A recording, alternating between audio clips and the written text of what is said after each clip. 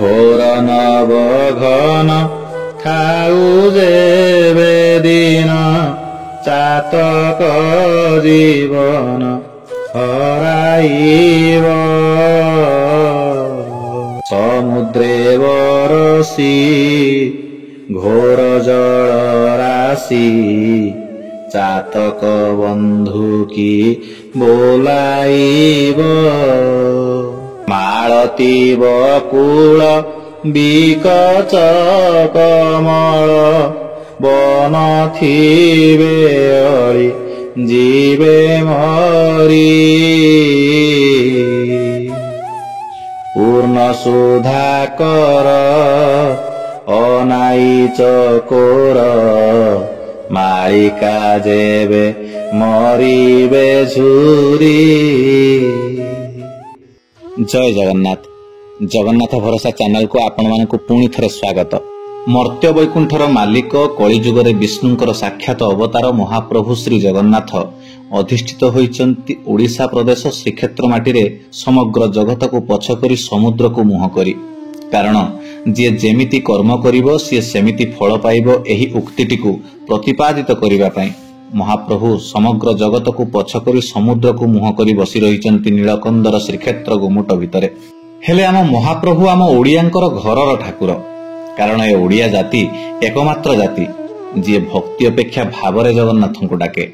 ସେଇଥିପାଇଁ ତ ତାଙ୍କୁ ଭାବଗ୍ରାହୀ ଭାବର ଠାକୁର ବୋଲି କୁହାଯାଏ।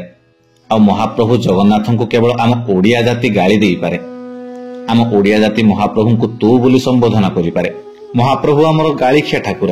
ଗାଳି ଶୁଣିଲେ ମନବାଞ୍ଛା ପୂରଣ କରିଦିଅନ୍ତି ବୋଲି ଆମ ଓଡ଼ିଆ ଜାତି ଜାଣିଛି। କେତେ ଲୋକ କେତେ ଭକ୍ତ କେତେ ପ୍ରକାରର ଗାଳି କରି କଳା ସାଆନ୍ତଙ୍କୁ ଡାକନ୍ତି। ଯେମିତିକି ବାଙ୍କ ଦାସ ଲେଖିଥିଲେ, ଜଣେ ପ୍ରତିଷ୍ଠିତ କବି ମଧ୍ୟ ସିଏ ଥିଲେ। ସିଏ ଲେଖିଥିଲେ ଡକାୟତ ବୋଲି। ଯେତେବେଳୁ ମୁହିଁ ଡାକ ପାରିଲିଣି ଥକା ପଡ଼ନ୍ତାଣି ନାଲି, ବଙ୍କା ବୋଲେ ଚକା ନେତ୍ର ନ ଜାଣଇ ଏଡ଼େ ଡକାୟତ ବୋଲି। ସେମିତି ଉପେନ୍ଦ୍ର ଭଞ୍ଜ ତାଙ୍କୁ ଆହୁରି ସୁନ୍ଦର ଭାବରେ ଗାଳି ପଦେ ଦେଇଥିଲେ।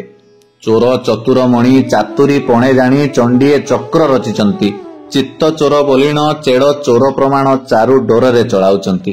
ମହାପ୍ରଭୁଙ୍କୁ ବାନ୍ଧିକି ନିଅନ୍ତି ଚୋର ବୋଲି ସିଏ। ବୈଷ୍ଣବ ପାଣି ବି ସେମିତି ଲେଖିଥିଲେ, ଛାଡ଼ ମାଡ଼ ଖିଆ ବୁଦ୍ଧିଏ ବଡ଼ ଦେଉଳ ଗୁସାଇଁ, ଜେମାଇଲା ମାଡ଼ ସେହଇଲା ବଡ଼ ବାଡ଼ ହେଲ ତାକୁ ତୁହି। ଅଧିକାରୀ ଗୌଡ଼ୀୟ ବୈଷ୍ଣବ ଗୌରଚରଣ ଦାସ ମଧ୍ୟ ସେମିତି ଲେଖିଲେ, ହରକୁ ମୋହିନୀ ରୂପରେ ଭୁଲାଇଲୁ ବ୍ରହ୍ମାଙ୍କୁ ବଶ୍ଚା ହରଣେ, ସୁନା ଶିର ଗର୍ବ ଚୁନା କରିଦେଲୁ ଗୁମତ୍ର ଗିରି ଧାରଣେ। ଦନ୍ତ କ୍ଷତଚ୍ୟୁତ ସବରଣୀ ଦେଲା ଖାଇଲୁ ତାର ଅଇଁଠା, ଶୋଇଥିଲା ବେଳେ ଶ୍ରୀଭତ୍ସ ବ୍ରାହ୍ମଣ ମାରିଲା ତତେ ଗୋଇଠା। ଠିକ୍ ସେମିତି ଅତି ପରିଚିତ ଓଡ଼ିଶାର ଗୌରବ ଓଡ଼ିଆ ପୁଅ ପ୍ରଖ୍ୟାତ କଣ୍ଠଶିଳ୍ପୀ ଅକ୍ଷୟ ମହାନ୍ତି ପଦେ ଲେଖିଲେ, ତତେ ଦୂରରୁ ଦେଖିଲେ ଭଲରେ କାଳିଆ ଦୂରରୁ ଦେଖିଲେ ଭଲ, ପାଖରୁ ଦେଖିଲେ ଲୁହ ଝରିଯିବ ଆଖି ମାନିବନି ବୋଲ। ଠିକ୍ ସେମିତି ଗୀତିକାର ଗୋପୀକୃଷ୍ଣ ବେହେରା ଅତି ସୁନ୍ଦର ଭାବରେ ବଡ଼ ବିଚିତ୍ର ଭାବରେ ମହାପ୍ରଭୁଙ୍କୁ ବର୍ଣ୍ଣନା କଲେ। କିଏ କହେ ବାବନା ଭୂତ ପୁଣି କାଳିଆ ଭୁଆ, କିଏ କହେ କାଳିଆ ହାତୀ ପୁଣି କିଏ କହେ ସିଂହର ଛୁଆ, କିଏ କହେ କଳ୍ପତରୁ କିଏ କହେ ମହିମା ମେରୁ, କିଏ କହେ ତୁହି ଶିବ ଖଣ୍ଡିଏ ମୋ କାଳିଆ ସାଆନ୍ତ ନୀଳାଚଳିଆ ପକା ଖଣ୍ଡିଏ, କିଏ କହେ ଶିବ ଚଣ୍ଡିଏ ମୋ କାଳିଆ ସାଆନ୍ତ ନୀଳାଚଳିଆ ପକା ଖଣ୍ଡିଏ।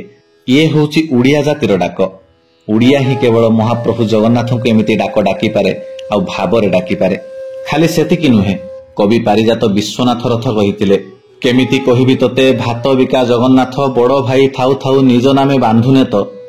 ତେଣୁ ମହାପ୍ରଭୁ ଜଗନ୍ନାଥଙ୍କୁ ଆମେ ତୁ କିମ୍ବା ତୁମେ କିମ୍ବା ଆପଣ ଯାହା ବି ଡାକୁନା କାହିଁକି, ସେ ଡାକ ନିର୍ଭର କରେ ଭାବ ଉପରେ। କାରଣ କଳା ସାଆନ୍ତ ଆମର ପୂଜା ପାଠର ଠାକୁର ନୁହନ୍ତି, ଭକ୍ତି ଅର୍ଘ୍ୟର ଠାକୁର ନୁହନ୍ତି, ସେ କେବଳ ଭାବ ଓ ପ୍ରେମର ଠାକୁର। ତମର ଯେମିତି ଭାବ ସିଏ ତୁମକୁ ସେମିତି ଦବ। ଯେମିତି ଗୀତଟିଏ ଥିଲା, ତା ସାଙ୍ଗେ ବାନ୍ଧିଲେ ଭାବ ବଇଁଶୀ ବଜେଇ ଦବ।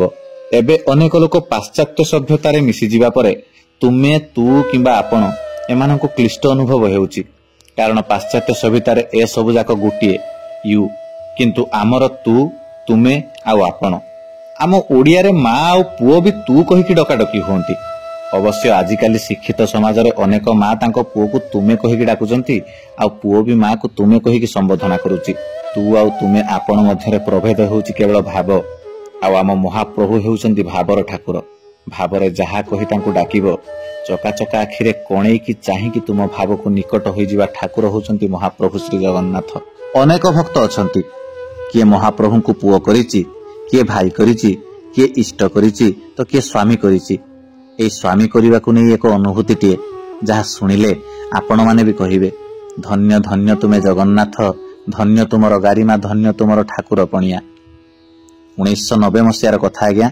पुरी सहरर कढ़ामल साहिर झील जणे थिला शशिकला। देखिबाकू सुंदर, रूपरे गुणरे परिपूर्ण। पुरी सहरर झील प्रतिष्ठित परिवार रे जन्म। जेहेतु परिवारर प्राचुर्य और संपत्ति रे किछि कम नथिला, तेणु परिवार लोक खोजाखोजी करी ओडिया लोक जे कि अमेरिकार डाक्तर अछंती तांको सहित विवाह स्थिर कले और बाहाघर मध्य करागला।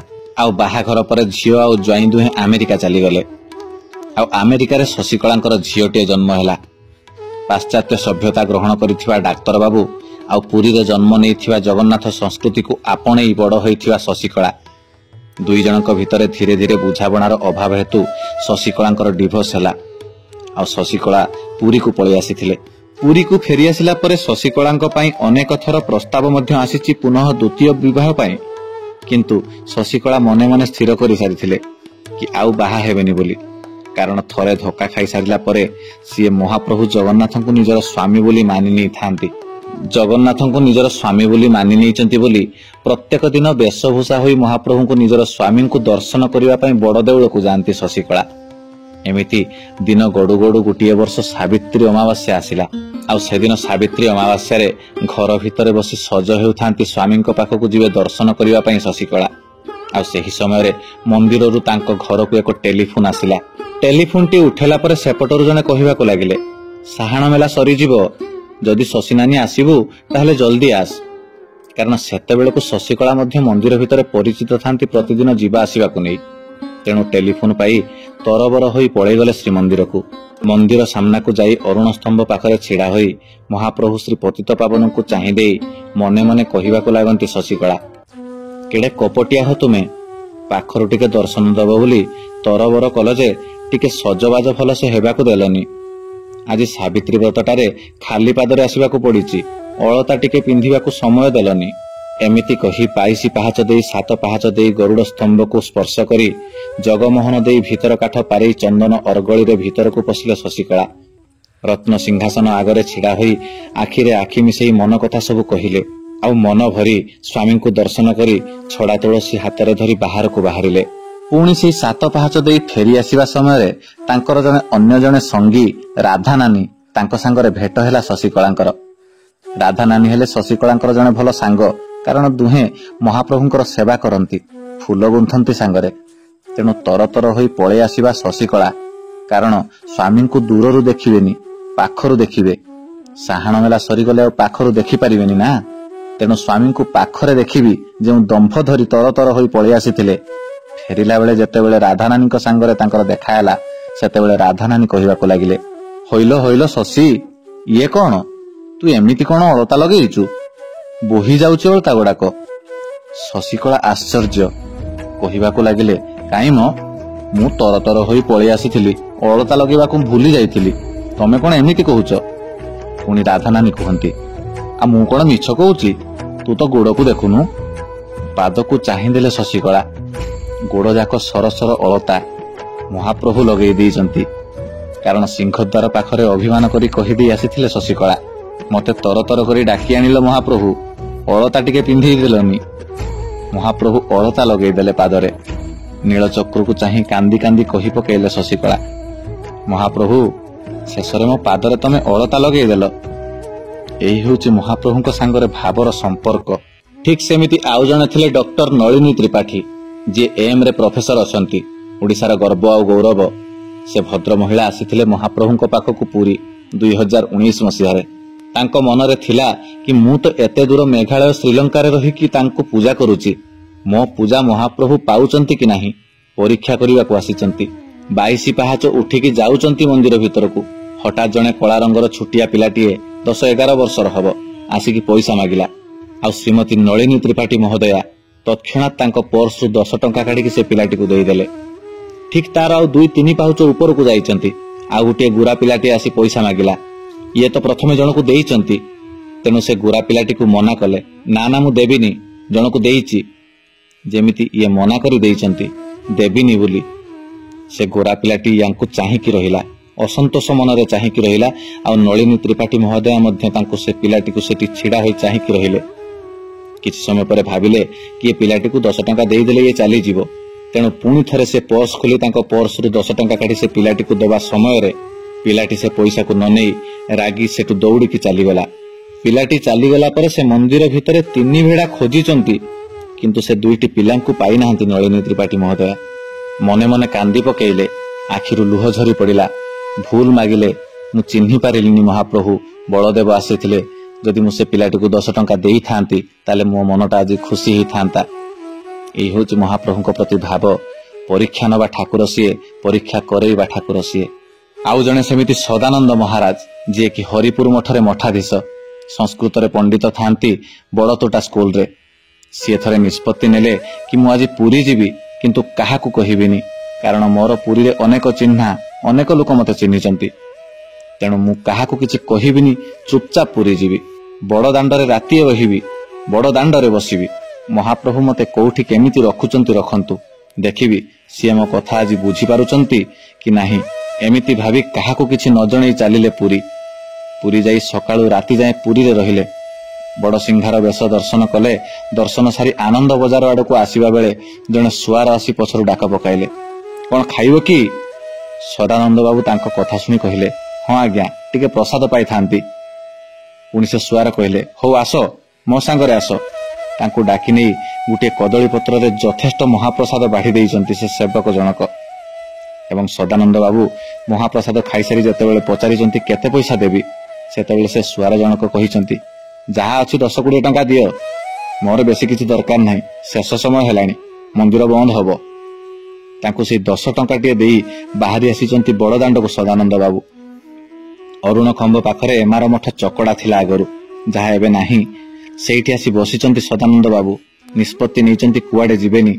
महाप्रभु मते कुआडे नौचंती नियंतु, कोठी रखिबे रखंतु आज रातिरे। एमिति चिंता करी बसिचंती से चकड़ा उपरे। अभिमान रे भाव रे भक्त नौची भगवानकर परीक्षा। राति सेतेबेलकु 12टा पाखापाखि हेबो। ठीक सही समय जड़े मृत्युंजय शतपथी, जहां घर कला पथर, जे कि पुरी रे रुहंती, सी आसी सदानंद बाबू पाखरे हठात पहुंचिले। आसिकी पचारिले, कौन पाई एठी बसिच एकुटिया? सदानंद बाबू कहले, एमिति बसिची, टिके भल लागुची। मृत्युंजय बाबू पुणी कहले, चलो मो घर को चलो, तमे एठी एकुटिया केमिति बसिबो?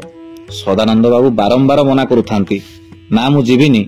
आ मृत्युंजय बाबू बारंबार ताकू बाध्य करुचंती, चलंतु मो सांगरे घर को चलंतु, एठी बसी पारिबेनी आपण। एमिति बाध्य करिबा आ सदानंद बाबू तांकू मना करिबा, एतिकी भितरे हाथ धरिकी टाणिबा पर्यंत गला कथा। जेतेबेले मृत्युंजय बाबू सदानंद बाबूଙ୍କ हाथ को धरिकी टाणिले, नीलचक्र को चाहि कांदी पकेइले सदानंद बाबू। मने मने कहि होथांती, मणिमा, मो अभिमान आपण जानि पारिले, मो रोष मध्य आपण जानि पारिले, ये हेउछंती जगन्नाथ।